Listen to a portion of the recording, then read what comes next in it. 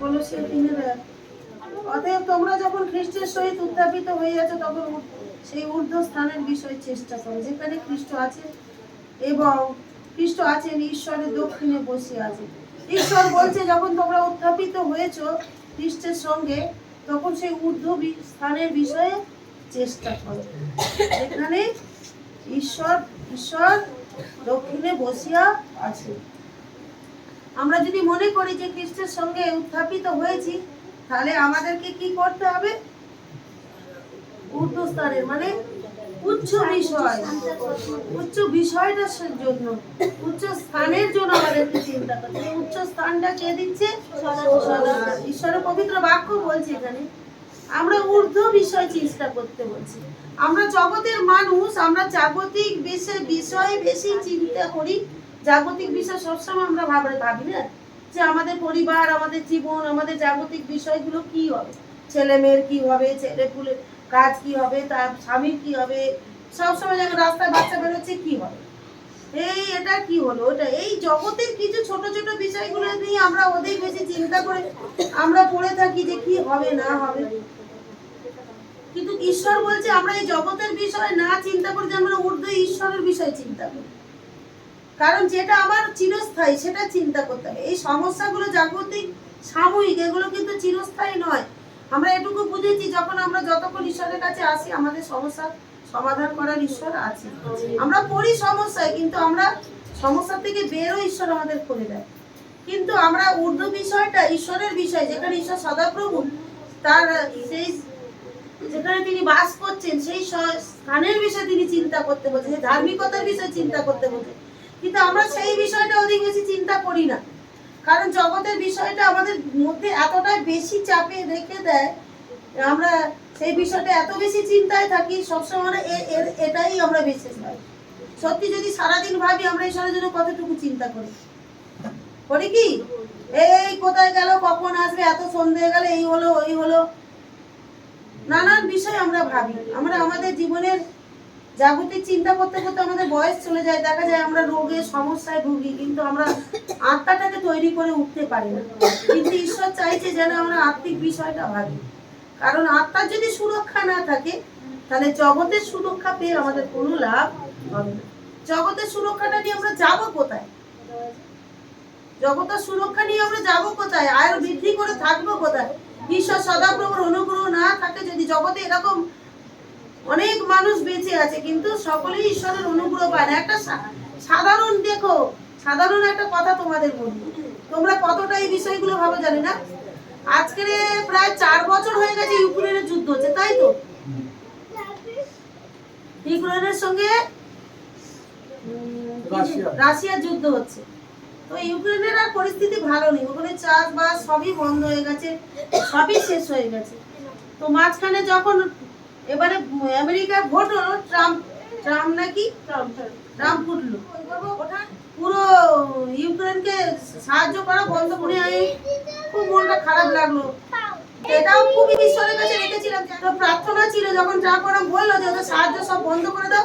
ও এবারে তোমরা যতটা পারো, আমি আসার আগে পর্যন্ত তোমরা যতটা পারো যুদ্ধ করে নিয়ে নাও, তোমরা সব ওদের থেকে ইউক্রেনের এটা নিয়ে নাও, যে যত যেখান থেকে যা পাবে নিয়ে নাও। তো আমি ঈশ্বরের কাছে প্রার্থনা রেখেছিলাম যে প্রভু ওদের তো সাহায্য করার কেউ নেই, যদিও যতটা সাহায্য করার ওদের দরকার ছিল, একটা নেটো বলে সংস্থা, ওরা সবাই মিলে সাহায্য করছিল যুদ্ধে, ততটা অস্ত্র পাচ্ছিল না। তো ওরা খুবই দুর্বল, ওদের দেশে থেকে মানুষ প্রায় চলেই গেছে নেই। তো প্রভুকে বললাম, প্রভু এদের কি হবে, তাহলে এরা কি বাঁচবে না? তুমি তো বলছো যদি দর্শনে থাকে তাকে রক্ষা করবে, তাহলে এবার কি হবে? ইউক্রেনের প্রধানমন্ত্রীকে তাহলে স্যারেন্ডার করতে হবে, হয় নিজের প্রাণ ত্যাগ করতে হবে, নাহলে ওদের হাতে আত্মসমর্পণ করতে, তাহলে ওরা মেরে ফেলে দেবে, নিয়ে গেলে ওরা বাঁচাবে না মেরে। তো এতটা দিন 4 বছর যুদ্ধ করার পরে যদি সেই সব শেষই হয়ে যায়, তাহলে এ চাইছে আমি যুদ্ধ করে হয়তো মরবো, তবু তো জানবো যে আমি আমার দেশের জন্য আমি চেষ্টা করেছি। আমি ঈশ্বরের কাছে প্রার্থনা রেখেছিলাম। আর প্রভুকে ধন্যবাদ দিই যে এখন আমেরিকার যে এখনো পর্যন্ত রাষ্ট্রপতি আছে না, কি বলে, বাইডেন, সে আবার নতুন করে সাহায্য শুরু করেছে। কাল থেকে আবার যুদ্ধের অস্ত্র পাঠাচ্ছে, আবার সে নতুন করে যুদ্ধ শুরু করেছে। ও মানে এই কি যে একবারে দাঁড়িয়ে থেকে মরতে হবে না,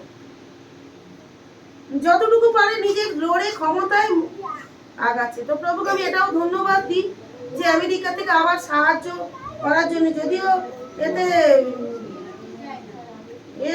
সন্তুষ্ট নয়, ট্রাম্প সন্তুষ্ট নয়, কিন্তু তবু ঈশ্বরকে ধন্যবাদ দিই যে ততদিন পর্যন্ত যেন এ কিছুটা নিজের ক্ষমতায় আগাতে পারে। আমরা প্রত্যেকটা বিষয় যদি চিন্তা না রাখি ঈশ্বরের কাছে থেকে, তাহলে কিন্তু আমরা কোনো বিষয়টা ঈশ্বরের কাছ থেকে কিন্তু উত্তর পাই না। প্রতিটা বিষয় আমাদেরকে তো ঈশ্বরের কাছে রাখতে হয়। কারণ এখন যেমন আমাদের ইসরায়েল যুদ্ধ করছে, ইসরায়েলকে ভারত ছেড়ে পরীক্ষার জন্য প্রার্থনা রেখে যেন আমরা লড়তে পারি আর ঈশ্বরের পথে থাকতে পারি। ঈশ্বর বলছে যেন ঊর্ধ্বস্থানের বিষয় আমরা ভাবি। জগতের সমস্যা আমাদের সামনে অনেক রকম আসবে, কিন্তু সেই সমস্যার সম্মুখীন হওয়ার ক্ষমতা যেন ঈশ্বর আমাদেরকে দেয়। যদি হয়তো আমরা অস্ত্র শস্ত্র নিয়ে যুদ্ধ করতে যাব না, কিন্তু আমাদের যুদ্ধের অস্ত্র হচ্ছে সদাপ্রভু ঈশ্বর। আমরা তার কাছে প্রার্থনা রাখবো, প্রভু যেন আমাদেরকে সাহায্য করে, সহায়তা করে, যেন আমরা জীবনে আমাদের যতটুকু সময় ঈশ্বর জগতে আয়ু দিয়েছে, দেখো তো আমরা বলবো এরা বাঁচবে, এরা বাঁচবে, এক একটা স্টেপ আগাবে, উঠবে, সব কিন্তু জগতের শেষ নেই। আমি যাওয়া মানে শেষ নেই, তারপরেও অনেক পড়ে থাকবে, কিন্তু তারা যেন রক্ষা পায়। এর জন্য আমাকে ঈশ্বর সদাপ্রভুর সহযোগিতার প্রয়োজন, ঈশ্বর সদাপ্রভুর পরিচালনার প্রয়োজন। তাই সেই সময়টা যেন লড়তে পারি আমরা, যেন সেই ঊর্ধ্ব বিষয়টা যদি আমাদের সঙ্গে, যিনি চালাচ্ছেন ঊর্ধ্বের বিষয়টা, তিনি যদি আমার সঙ্গে না থাকে, তাহলে কিন্তু আমরা চলতে পারবো না। আমাদের যিনি চালাচ্ছেন তিনি সাথে না থাকলে আমরা পরিচালনা পাবো না।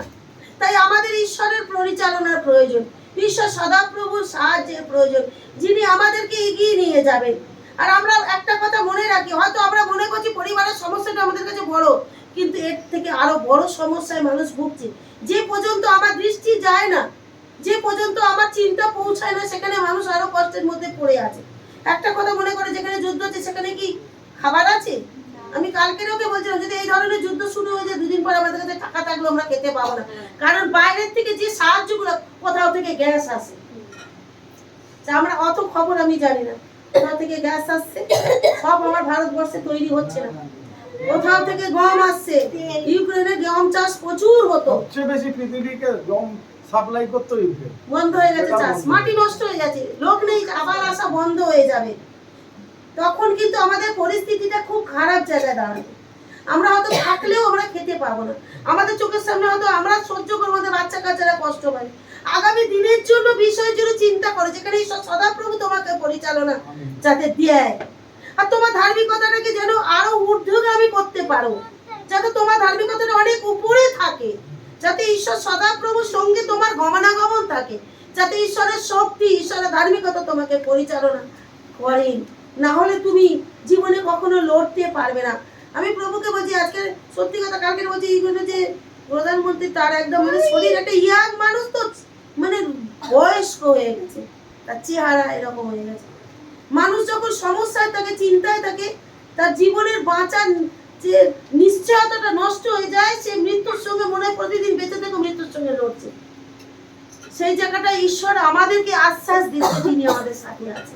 আমরা প্রত্যেকটি জায়গায় যদি প্রার্থনা করবো, কালকে বলছে যে জেরুসালেমের 32টা দেশ লড়বে, কিন্তু যে শুরু করেছে তার এতটা ক্ষমতা, বলছে সারা বিশ্ব যদি ওকে লড়াই করে, ওকে হারাতে পারবে না, এত তার ক্ষমতা। ইউক্রেনের সঙ্গে যে তার এতটা অস্ত্র শস্ত্র, এতটা বুদ্ধি, এতটা পয়সা টাকা সুবিধা সব আছে, যে তাকে সারা বিশ্ব লড়লেও তার সঙ্গে পারবে না, বিশেষজ্ঞরা বলছে। তাহলে 32টা দেশ বলছে তাকে অ্যাটাক করবে, কিন্তু তবুও তার কিছুই যায় আসবে না। বুঝতে পেরেছ? জগতের জন্য অস্ত্র আছে, আমার জন্য কি আছে? সদাপ্রভু ঈশ্বর না থাকলে যুদ্ধ করে কি হবে?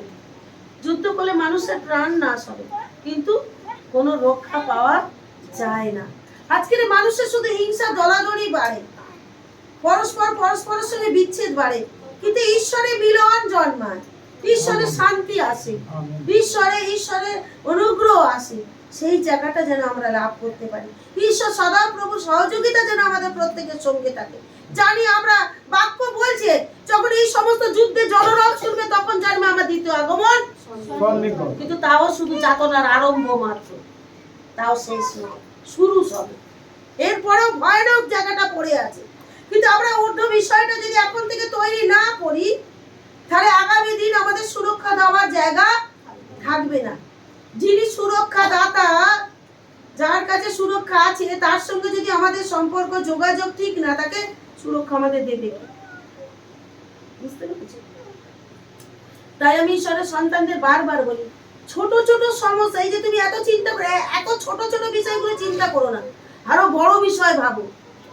তোমার বয়স এখন যথেষ্ট পরিমাণে হয়েছে, তোমার থেকে আরো ইয়াং অল্প বয়সীরা কষ্ট পাচ্ছে, হয়তো তার থেকে আরো বৃদ্ধরা কষ্ট পাচ্ছে, আরো শিশুরা কষ্ট পাচ্ছে। তুমি যদি জীবনতে ঈশ্বরে বিশ্বাস করো, তাহলে তাহলে ঈশ্বরের বিশ্বাস তোমাকে সুস্থ রাখবে, তোমার ভবিষ্যৎ তোমাকে রক্ষা করবে কি? তিনি বলছেন সমস্ত চিন্তার ভার আমাকে দাও, আমি তোমার জন্য চিন্তা করি।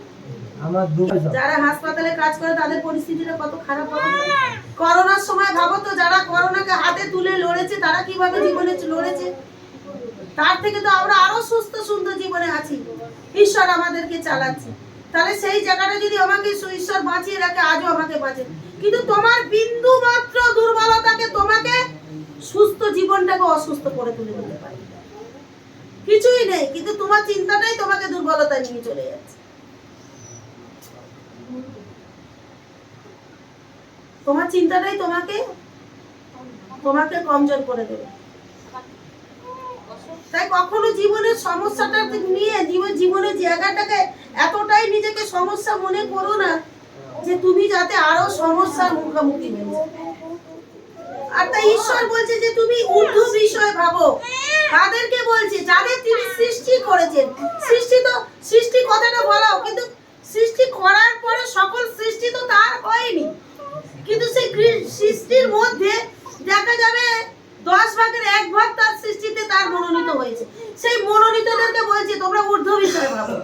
কারণ এখন আর আমরা জগতের খুব মানে কি বলবো, সাধারণ জায়গায় নেই। ঈশ্বর আমাদেরকে সাধারণ থেকে অসাধারণে নিয়ে গেছে। আমাদেরকে সেই অসাধারণ জায়গাটায় আনার পরিকল্পনা হচ্ছে ঈশ্বর সদাপ্রভু। সেখানে আমার কোনো ধার্মিকতা ছিল না, পরিকল্পনা ছিল না। তাই ঈশ্বর সেখান থেকে আমাকে তুলে এনে বলছে তুমি এবার কি ভাবো? ঊর্ধ্ব বিষয় ভাবো। আর তুমি জগতের বিষয় ভেবো না। কারণ আর এখন তুমি জগতের বশে নয়। কারণ যিনি তোমাকে পরিচালনা করছে তিনি কি করছে? ঊর্ধ্বের জন্য চিন্তা করছে। তোমাকে জগতের জন্য চিন্তা করার জন্য তিনি তোমাকে তৈরি করেন। কারণ একটা সময় আমরা জগতে ছিলাম যেখানে আমরা বুঝিনি যে ঈশ্বরের আত্মা আমাকে পরিচালনা করছে। সেখানে আমার যন্ত্রণা ছিল, দুঃখ ছিল, অভাব ছিল, তাড়না ছিল, অনেক রকম পরিস্থিতির ওজন ছিল। কিন্তু সেই সমস্ত ভার থেকে ঈশ্বর সদাপ্রভু আমাকে তুলে বের করে এনেছে।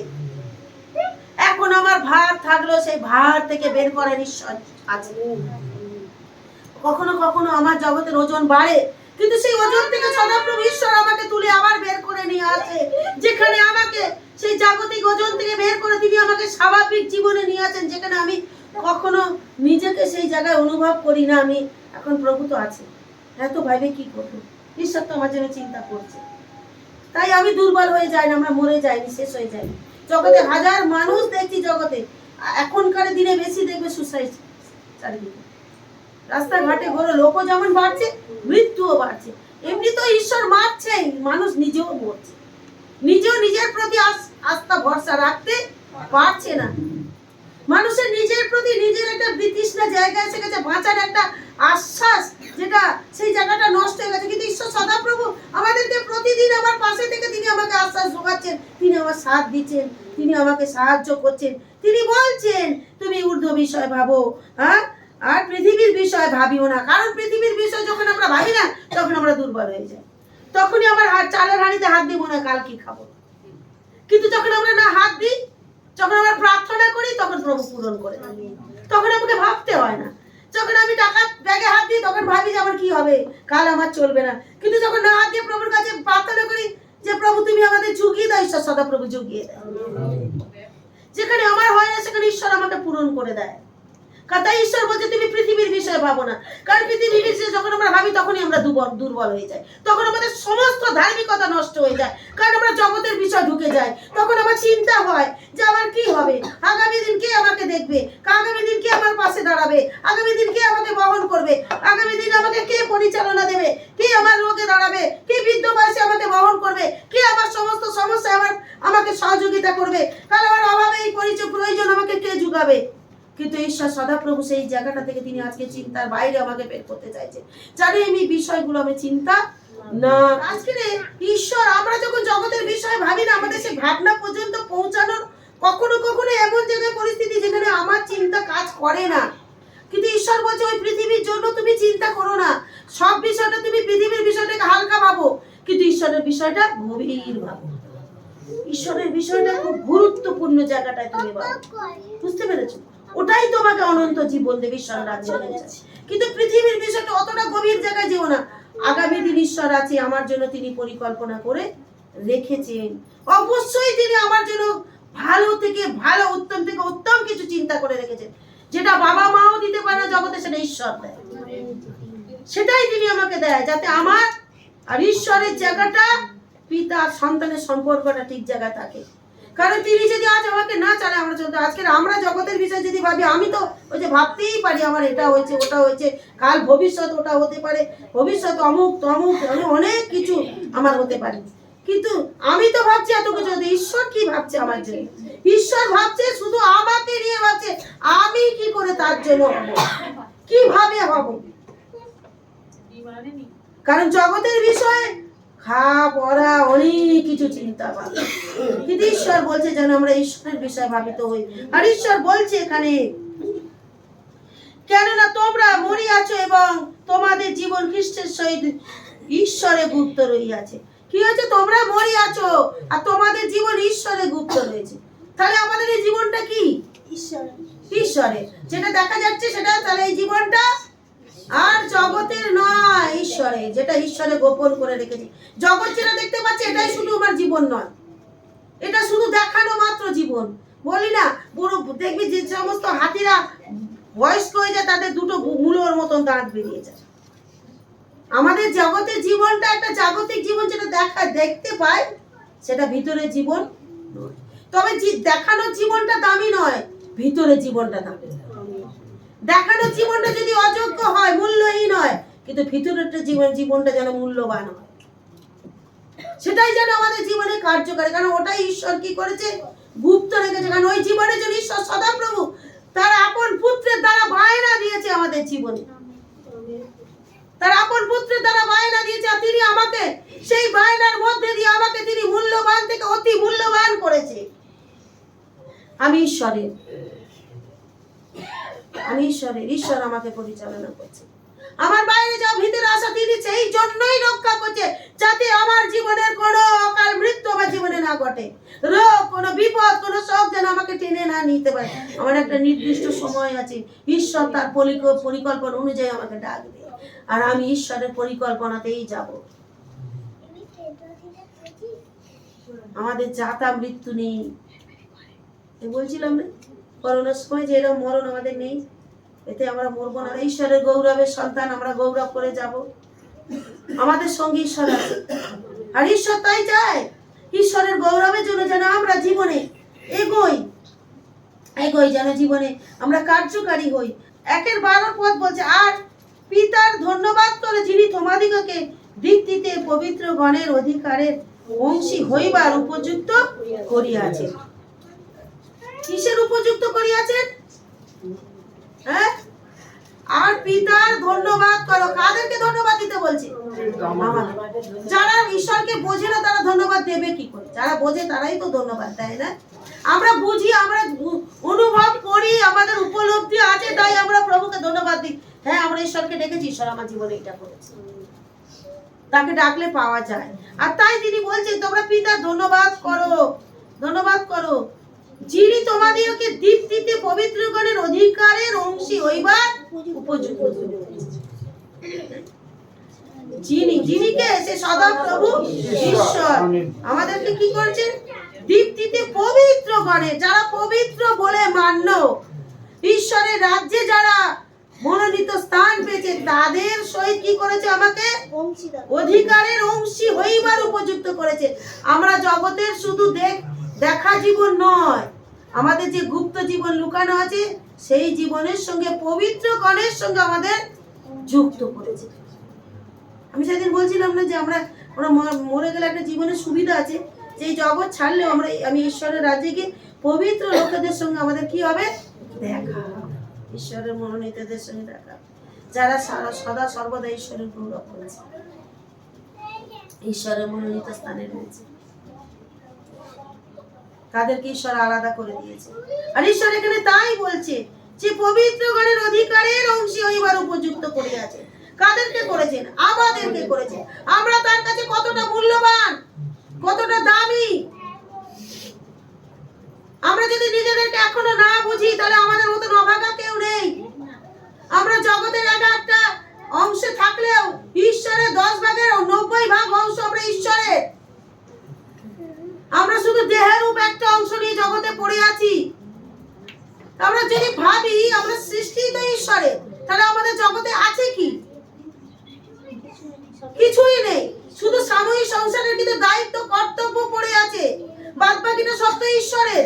সেই কর্তব্যের জায়গাও যদি ঈশ্বর আমাদেরকে সহযোগিতা না করে, আমরা কর্তব্য করতে পারি কি না?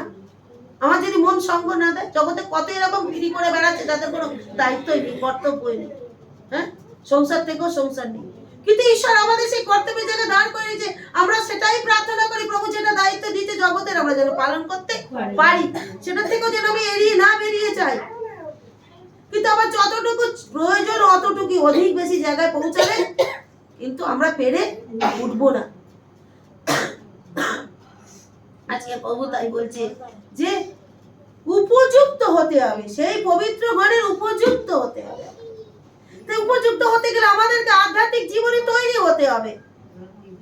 আধ্যাত্মিক জীবনকে আমাকে ঈশ্বরের কাছে তুলে ধরতে হবে, ঈশ্বরের কাছে সমর্পিত হয়ে নিজেকে ঈশ্বরের কাছে নিয়ে আসতে হবে। যাত্রা স্বরূপ প্রভুর কাছে প্রতিনিয়ত তুমি ঈশ্বরের কাছে। অনেক সময় দেখবে আমাদের আবেগের জীবন, জানো,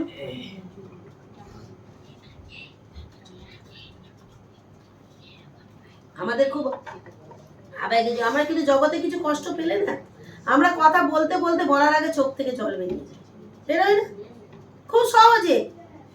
এতটাই আমাদের হৃদয়কে আঘাত করে, তাই না? হৃদয় পর্যন্ত ব্যথাটা পৌঁছে যায়, কথা বলতে বলতে আমাদের চোখ থেকে জল বেরিয়ে যায়, কারণ আমরা আবেগে চলি, তাই তো? আমাদের হৃদয়ের উদ্বেগ আমাদেরকে ধরে রাখতে শক্তি দেয় না, আমরা বেরিয়ে যাই, উদ্বেগ পৌঁছে যায়। কিন্তু একটা কথা ভাবো, এইরকম যদি আবেগ আমরা প্রভুর প্রতি রাখি, তাহলে কতই না আমরা আরো ভালো। যেখানে চোখের জলের কোনো হয়তো দাম নেই, কোনো কোথাও হয়তো চোখের জলটার পরিহাসের বিষয় হয়ে রয়েছে,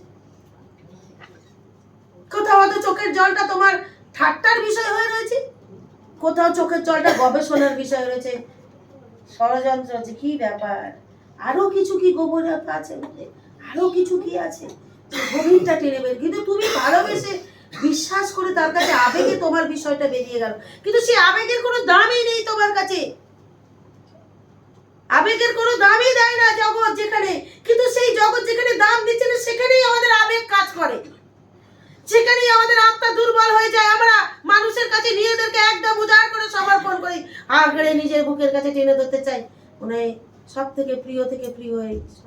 কিন্তু তার থেকেও প্রিয় সদাপ্রভু ঈশ্বর।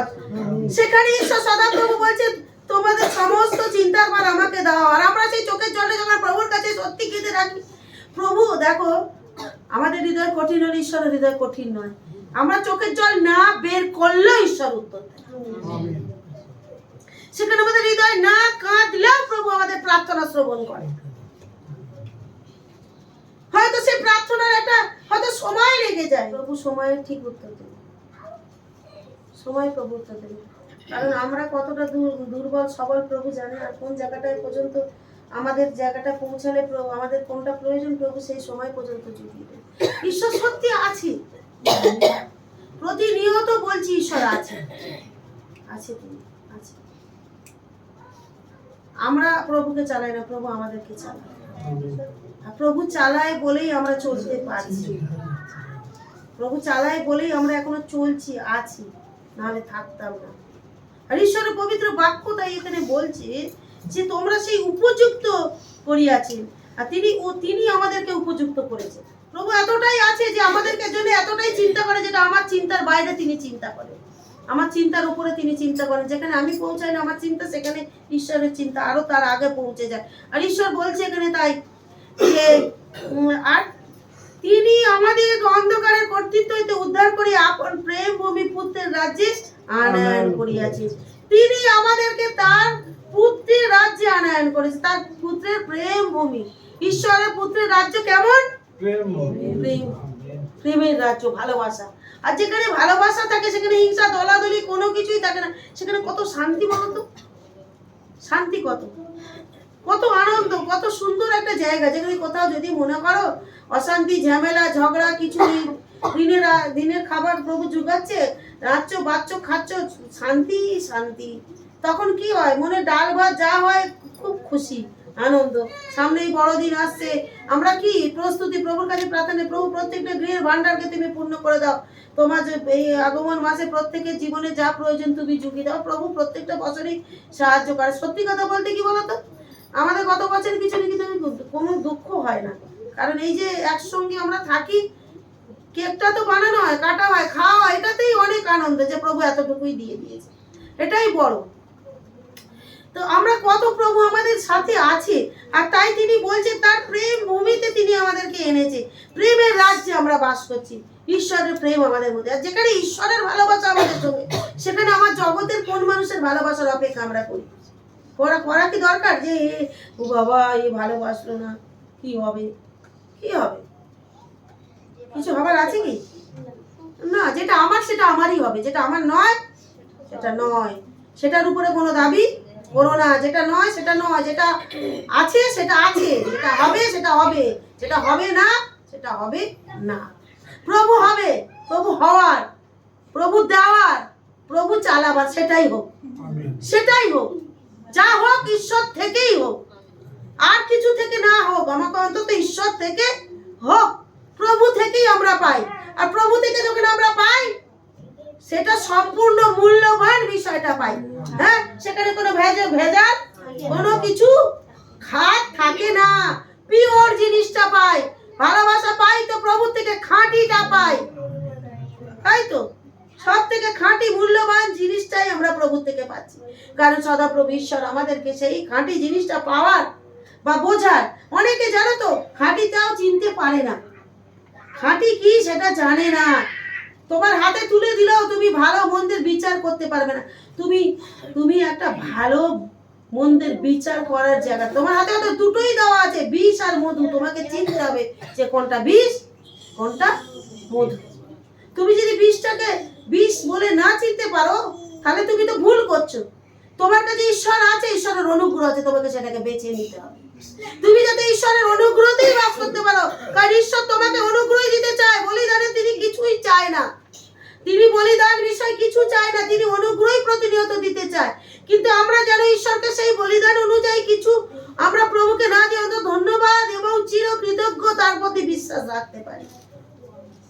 বিশ্বাসটা এতটা বড় জিনিস না, যেখানে মানে কি বলবো, ওই জায়গাটা মানে খুব মুশকিল জায়গাটা, যেখানে তোমার কথার উপরে, বিশ্বাসের উপরে অনেক কিছু নির্ভর করছে, আর ঈশ্বরের সেই জায়গাটা তোমাকে পৌঁছাতে হবে। আমি সেদিনকে মেজ দেখো, যেটা আমি ভাবছি মানে ওটা আমি করবো, কারণ ওটা আমি নিজে বলি না, প্রভু থেকে বলেছি, ওটা আমাকে করতেই হবে, আমি করতেই হবে, ওটা বলেছি মানে করতেই হবে। কারণ আমি যেটা বলছি মানে আমার ঈশ্বর আমাকে দিয়ে বলাচ্ছে, আর আমি সেই কথার উপরে, আমি আমার কথার উপরে যেন ওজন থাকে, ওয়েট থাকে। সে কথার উপরে যদি কোনো ওজন তোমার ওয়েট না থাকে, তাহলে সে কথাই নয়, বেকার কথা, সে কথার কোনো মূল্য নেই। তাই ঈশ্বর তোমাকে চাইছে একটা মূল্যবান জায়গায় আনতে। বুঝতে পেরেছো? নিজেরা ভাবো, নিজেদের জীবনটাকে ভাবো, কি ছিলে, কি ছিলে, কোথায় ছিলে? মান ছিল, মর্যাদা ছিল, সম্মান ছিল, ভালোবাসা ছিল, অধিকার ছিল, কিচ্ছু ছিল না। কিন্তু আজকের প্রতিটা বিষয় ঈশ্বর নিখুঁত ভাবে আমাদেরকে পূরণ করে দিচ্ছে। ঈশ্বর থেকে আমরা পাচ্ছি, ঈশ্বর থেকে হচ্ছে। যেখানে ঈশ্বর আমাকে দাম দিচ্ছে, ঈশ্বর আমাকে তুলে দান করছে। এখন আমার একটা জায়গা আছে, আমার একটা পজিশন আছে, আমার কথার একটা মূল্য আছে, দাম আছে, যেখানে আমি কথা বলে মানুষ কথা রাখে, মানে মেনে নেয়। কিভাবে মানছে আমার জানার দরকার নেই, কিন্তু আমার কথার উপরে মান আছে। সেই জায়গাটায় পর্যন্ত তোমাকে ঈশ্বর এনেছে। তুমি সেই জায়গাটার বিপরীত জায়গাটা তুমি ভাবো, তুমি এপারে আর ওপারে ঈশ্বর, তোমাকে প্রভু এপারে এনেছে, তুমি এবার প্রভুকে কোন পারে রাখবে? তোমাকে যেখানে ঈশ্বর এনে দাঁড় করা, তুমিও প্রভুকে নিয়ে সেইখানটায় নিয়ে আসো। প্রভু এবার তুমি আমার এখানে দাঁড়াও, এইখানটা জায়গা তোমার। কারণ এতদিন দূরের থেকে যে জায়গাটা হয়নি, আজ প্রভু তোমার সঙ্গে থেকে সেই জায়গাটা ধরে। আর কোনো রকম পৃথক জায়গা নাই। বলে না, এক গাছের দুই পৃথক ফল হতে পারে না। এখন আমার কি মনে হয়, এখন আর আমার পিছনের দিকে তাকে মনে হয় পুরাতন জীবনের জায়গাটা ফেরত পেতে চাই। তাই আজকের ঈশ্বর আমাদেরকে যে জায়গাটা দিতে চায়, আজকে সেই জায়গাটাকে আমাকে বুঝতে হবে। একটা মানুষের জন্য তোমার কোনো কিছু হারিয়ে যায় না, আবার একটা মানুষের জন্য তোমাকে অনেক কিছু জীবনে আগিয়ে দেয়। তোমারও সেই জায়গাটায় তুমি চেষ্টা করে যাও, বাদ বাকি সময়টা ঈশ্বরের হাতে ছেড়ে দাও। ঈশ্বর বলছে একবার থেকে দুবার, দুবার থেকে তিনবার তাকে সাবধান করো, তারপরে সে না মানলে ছেড়ে দাও। কিন্তু তাকে তুমি ঘৃণা করো না, কিন্তু তার সঙ্গে তুমি সেই মন্দ তার সহভাগিতাও রেখো না। তারপরে তুমি সরে দাঁড়াও তার থেকে, কিন্তু তুমি ঈশ্বরের আজ্ঞা পালনে নিজে কার্যকারী, যাতে ঈশ্বরের কাজে তুমি নিজেকে এগিয়ে নিয়ে যেতে পারো। তুমি কারোর সঙ্গে নিজেকে মিলিও না, তুমি যদি মিলাও তো ঈশ্বরের সঙ্গে মিলাও, কারণ তুমি ঈশ্বরের মনোনীত। আজকের ঈশ্বর আমাদেরকে সেই জায়গাটা এনে দাঁড় করিয়ে রেখেছে। আমরা এতটাও বড় বড় শিক্ষিত ধার্মিকতার জায়গায় দাঁড়াইনি, কিন্তু এতটাও অযোগ্য জায়গায় দাঁড়াইনি যেখানে ঈশ্বর আমাকে সাথ দিচ্ছে। ঈশ্বর আমাদের সাথে আছে, সাথ দিচ্ছে। আমরা দুর্বলের মধ্যেও সবল, কারণ ঈশ্বর আমাদেরকে পরিচালনা করছে। আমরা দুর্বলের মধ্যেও ঈশ্বরের শক্তি আমরা যাচনা করি, তিনি আমাদেরকে পরিচালনা দেন, তিনি আমাদেরকে বহন করে নিয়ে যায়, কার্যকারী করে। আর ঈশ্বর আমাদেরকে এইভাবে কত আনন্দে খুশিতে আছে। প্রভুকে ধন্যবাদ যে প্রভু আমাদেরকে সুন্দরভাবে রেখেছে, পরিচালনা দিচ্ছে। আমাদের মনের আর শরীরের সমস্ত কিছু সান্ত্বনাকারী ঈশ্বর, তিনি আমাদেরকে সান্ত্বনা দিচ্ছে। আগামী দিন আমাদেরকে তিনি নিশ্চয়ই পরিচালনা দেবে। তুমি যতটুকু বেঁচে আছো প্রভুতে আনন্দে বেঁচে থাকো। গভীর বিষয়, অত গুপ্ত বিষয় চিন্তা করা দরকার। আগামী দিন কি হবে প্রভু জানে, ভেবে কিছু হবে কি, কাল কি হবে প্রভু জানে। যার রাজা আছে সেও চিন্তা করে, যার নেই সেও চিন্তা করে, কিন্তু রাজ্যে রাজা তার চিন্তা আলাদা, যে ফকির তার চিন্তা আলাদা। ফকির কি চিন্তা করে? ফকির ভাবে কি কালকে দিনের খাবারটা কিভাবে জোগাড় হবে, তাই তো। হাত পাতবো, আমার দিনের আর 50টা টাকা কি 100টা টাকা হলেও আমার যথেষ্ট। রাজা কি ভাবে, আমার 4টে রাজ্য আছে, আরো যদি যুদ্ধ করে আর এক রাজ্য জয় করে, তাদের বড় বড় চিন্তা, তাই তো। তা আমরা যে জায়গায় আছি, আমরা সেই চিন্তা, আমাদের শুধু কিসের চিন্তা? ঈশ্বরকে পাওয়ার জন্য। যে আমি যদি ঈশ্বর পাই, সমস্ত কিছু আমার হাতের মধ্যে আছে। যেমন ইসরায়েলের কাছে ঈশ্বর ছিল, সমস্ত কিছু তাদের হাতে ছিল। তারা যা যাচনা করতো প্রভু তাই তাদের, যুদ্ধে জয় করা বলো, সমস্ত কিছুতে তারা শক্তি পাচ্ছিল। তারা ঈশ্বরের কাছে প্রার্থনা করছে, যুদ্ধ জয়, শত্রুকে বিনাশ করছে। হ্যাঁ, তারা যাচনা করছে জল পাচ্ছে, তারা যাচনা করছে খাদ্য পাচ্ছে, তারা যাচনা করছে মাংস পাচ্ছে। তারা যা চাইছে ঈশ্বর তাদের, কারণ ঈশ্বরই তাদের সাথে। তাহলে ঈশ্বর যদি আমাদের সাথে থাকে, তাহলে আমরা যা চাই প্রভু আমাদেরকে তাই প্রভু আমাদেরকে সেইভাবেই পরিচালনা, যেটা আগামী দিন আমরা ঈশ্বরের সুখে শান্তিতে আনন্দে প্রভু আমাদেরকে পরিচালনা দেয়। আমরা সেই আনন্দে যেন ঈশ্বরের রাজ্যে বাস করি এবং এগিয়ে যাই। প্রভু ধন্যবাদ হোক। জয় যিশু, জয় যিশু।